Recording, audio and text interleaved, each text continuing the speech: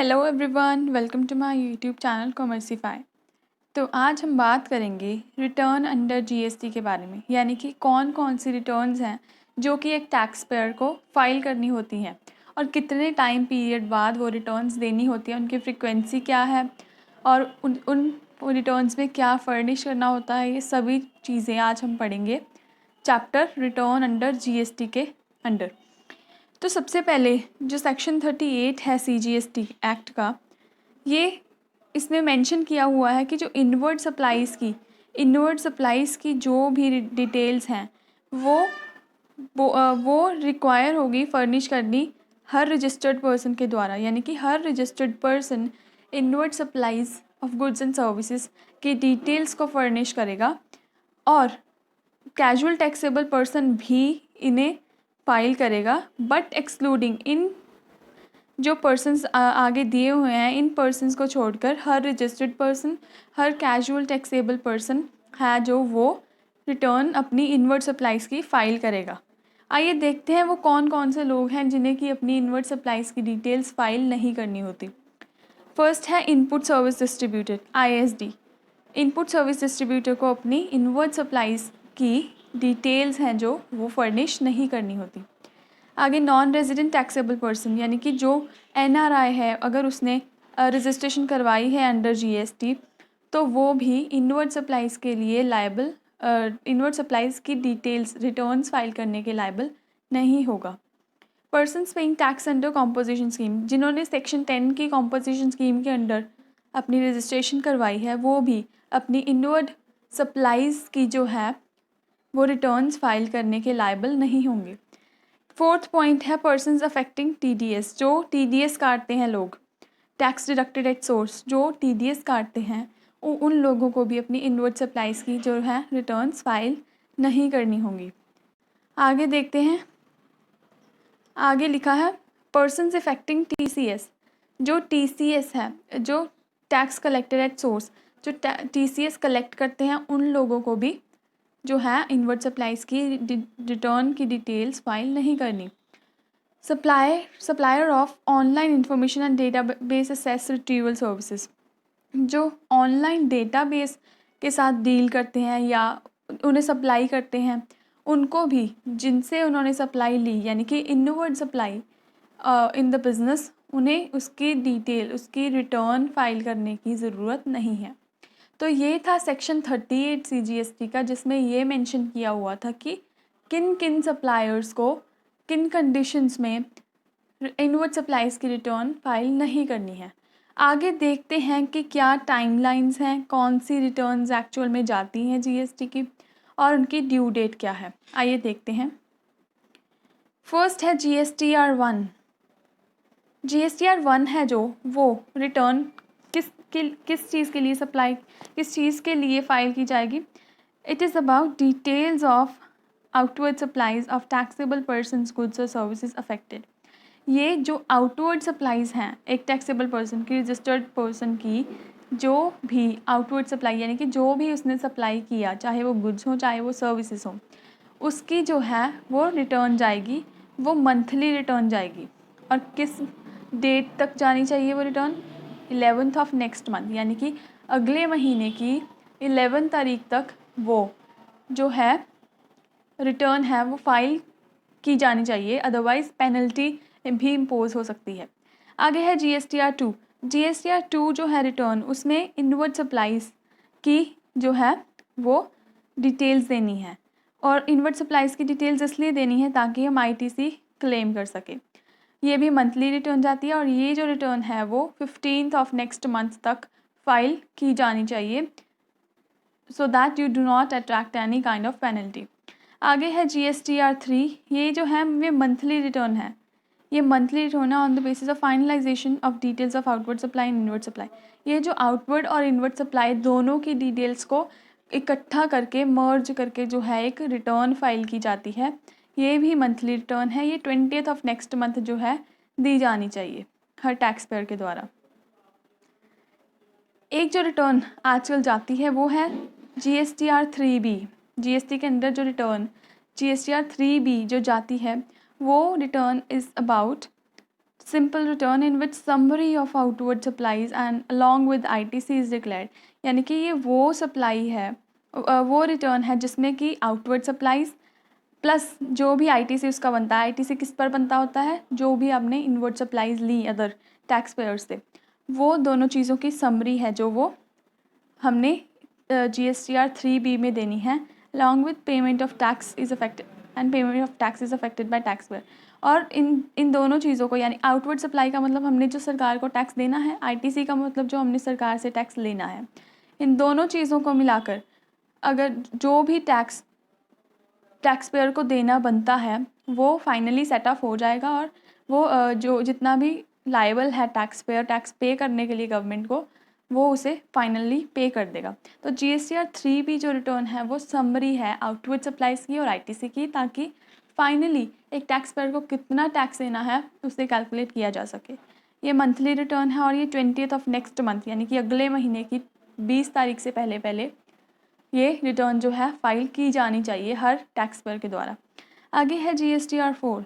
This return is about it is for a tax payer registered under the composition levy.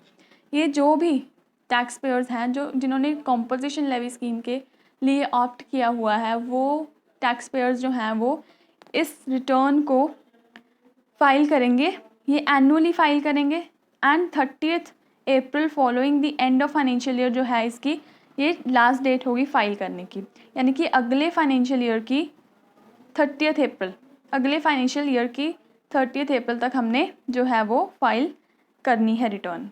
Composition levy scheme के अंदर जो taxable person है उसने GSTR 4 जो है रिटर्न फाइल करनी है। ये एनुअली जाती है और ये 30th April of next financial year जो है जाती है। आगे GSTR 5।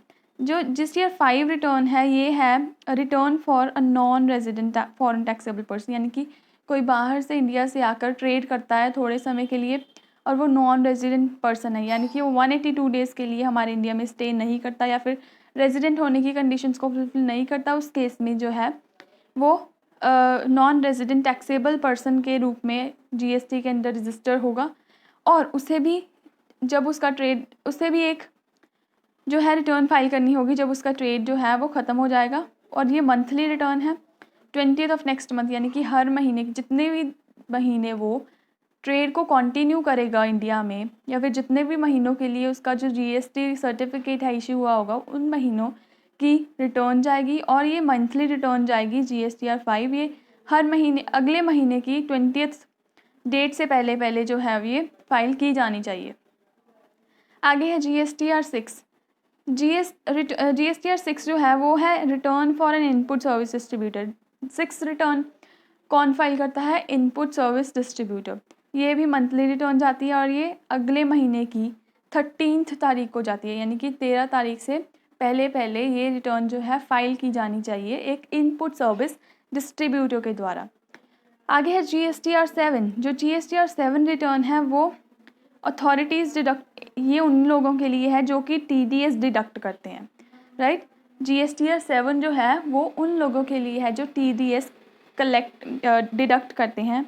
ये भी मंथली रिटर्न है और ये अगले महीने की 10 तारीख से पहले पहले फाइल की जानी चाहिए टैक्स पेयर के द्वारा, यानी कि जो TDS काटता है उसके द्वारा।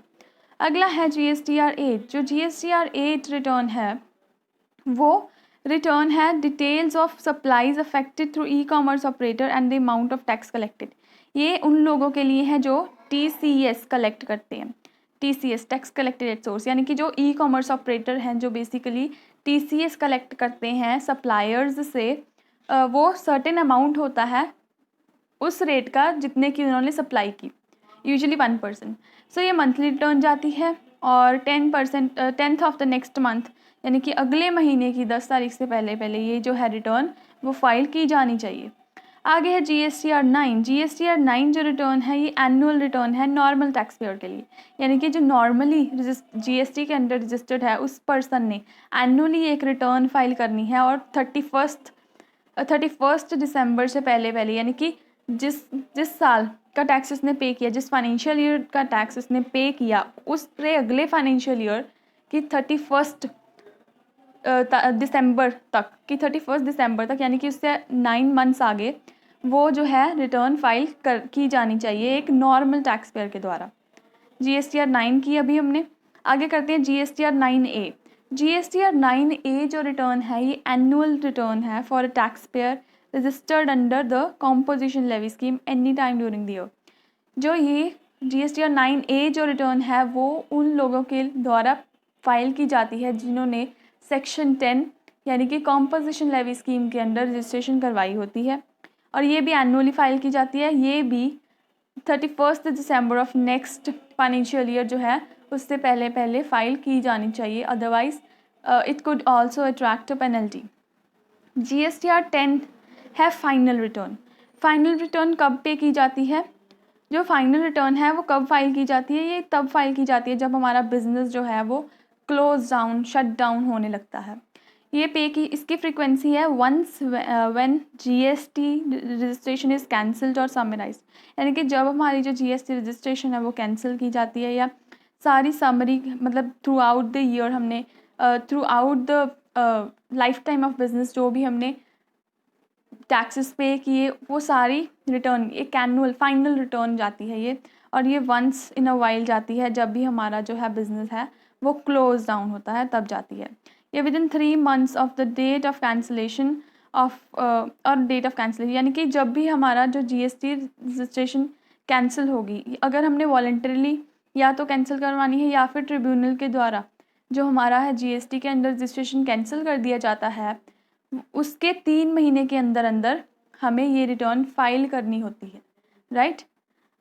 आगे है GSTR 11। GSTR 11 जो है ये रिटर्न है details of inward supplies to be furnished by a person having UIN, जिसके पास यूनिक आइडेंटिफिकेशन नंबर होता है और वो रिफंड क्लेम करता है। यानी कि GSTR 11 उन पर्सनस के द्वारा जो है फाइल की जाती है जिनके पास UIN होता है और उसे रिफ़ंड क्लेम करना होता है।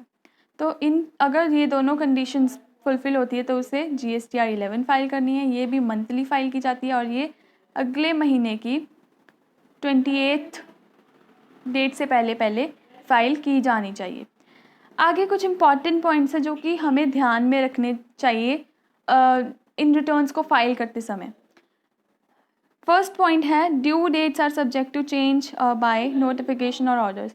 जो GST काउंसिल है वो टाइम टू टाइम रिविजन्स करती रहती है CGST एक्ट में, IGST एक्ट में, UTGST एक्ट में और बाकी स्टेट्स एक्ट GST एक्ट में। तो जो भी रिविजन्स होती हैं अगर वो रिटर्न्स के साथ साथ रिटर्न्स की फाइलिंग डेट के साथ साथ रिलेटेड हैं तो वो जो डेट्स हैं वो चेंज होती रहती है, means they are subject to change. GST council की विल पर वो डेट्स जो हैं वो चेंज हो सकती हैं। Filing of GSTR 2 and 3 has been postpone till further announcement, यानी कि जो GSTR 2 एंड GSTR 3 है वो करंटली नहीं जा रही इंस्टेड उसके जगह पे GSTR 3B जो रिटर्न है वो जा रही है। Entities with an annual aggregate turnover of less than 15 crore has been given an option to file quarterly return GSTR 1 returns।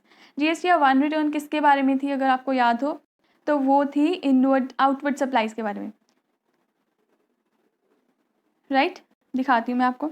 जो GSTR 1 रिटर्न थी वो आउटवर्ड सप्लाईज के बारे में थी, और जो ये रिटर्न है इसके रिलेटेड पॉइंट है कि जो एंटिटीज़ जिनकी एग्रीगेट टर्नओवर जिनकी एग्रीगेट टर्नओवर 15 करोड़ से कम है तो उनके लिए ये ऑप्शनल बन जाती है GSTR 1 फाइल रिटर्न जो है फाइल करना, क्योंकि GSTR 3B में यूजुअली हम सारी समरी दे देते हैं आउटवर्ड सप्लाईज़ की और इनवर्ड की भी। तो जो जब समरी ही चली गई तो क्यों हम एक्स्ट्रा एफर्ट्स लगाएं to file GSTR 1 return, right. तो ये 15 करोड़ से नीचे एग्रीगेट जिनकी टर्नओवर है उनको ये ऑप्शन दी गई है कि आप क्वार्टरली जो है ये रिटर्न फाइल कर सकते हो। मींस आपको मंथली ये फाइल नहीं करनी पड़ेगी, आप क्वार्टरली भी कर सकते हो, बट कंडीशन ये है कि आपकी जो एग्रीगेट टर्नओवर है during the previous financial year should be less than 15 crore. आगे है notification number 32/2018। Central tax has been extended the due date of filing GSTR 1 for registered persons having aggregate turnover of more than 15 crore in the preceding financial year or the current financial year for each of the 2 months from July 2018 to March। यानी कि इसका मतलब ये है कि जो GSTR 1 return उन लोगों के लिए जिनकी एग्रीगेट टर्नओवर 15 करोड़ से ज़्यादा है, तो उसकी डेट्स हैं जो वो फर्दर एक्सटेंड कर दी गई हैं। अगला पॉइंट है the revised due dates of GSTR 9 and 9A is now 30th June 2019 for the financial year 2017 और 18। यानी कि जो 2017 और 18 जो GSTR 9 और 9A जो रिटर्न्स थी वो लेट करती थी एनुअल रिटर्न्स के साथ, यानी कि GSTR 9 जो रिटर्न है वो एक नॉर्मल टैक्स पेयर के द्वारा एनुअली फाइल की जानी चाहिए, और जो 9A है वो कॉम्पोजिशन लेवी स्कीम के अंदर जो पर्सन टैक्सेबल है उसके द्वारा एनुअली फाइल की जानी चाहिए। तो जो इसकी ड्यू डेट थी वो 30 दिसंबर थी अगले फाइनेंशियल ईयर की, बट ये जो है ये फर्दर एक्सटेंड कर दी गई है 6 मंथ्स, यानी कि अगर जिसने 17-18 की एनुअल रिटर्न फाइल नहीं की अभी तक, वो कब तक कर सकते थे, वो 30 दिसंबर 2018 तक कर सकते थे, बट ये रिवाइज हो चुकी हैं 30 जून 2019 तक, यानी कि 6 मंथ्स की और एक्सटेंशन मिल गई है इन्हें। All taxpayers filing returns under GSTR 1 to GSTR 3 are required to file an annual return। जो भी GSTR 1, GSTR 2, GSTR 3 और GSTR 3 भी जो रिटर्न्स फाइल करते हैं उनको एनुअल रिटर्न फाइल करना कंपलसरी है। The following are required not to do so, but जो नीचे लिखे हुए कुछ लोग हैं उनको अगर वो फाइल भी करते हैं GSTR 1, 2, 3, इन्हें ये एग्जेम्पशन मिल जाती है कि वो एनुअल रिटर्न नहीं उन्हें एनुअल रिटर्न नहीं फाइल करनी, उनके लिए ये एक रिलैक्सेशन है। फर्स्ट वो पर्सन है कैजुअल टैक्सेबल पर्सन, अगला है non resident taxable person, input service distributor, persons affecting TDS and TCS, यानी कि casual taxable person, non resident taxable person, input service distributor और जो पर्सन्स TDS और TCS कलेक्ट करते हैं उन्हें अगर वो GSTR 1, 2, 3, 3B में से कोई फाइल करते भी हैं रिटर्न, उन्हें जो है एनुअल रिटर्न फाइल करने की कोई भी एज सच रिक्वायरमेंट नहीं है। तो ये था हमारा सारा रिटर्न्स अंडर GST का चैप्टर। अगर आपको मेरा वीडियो अच्छा लगा then do hit the subscribe button. Thank you so much for watching.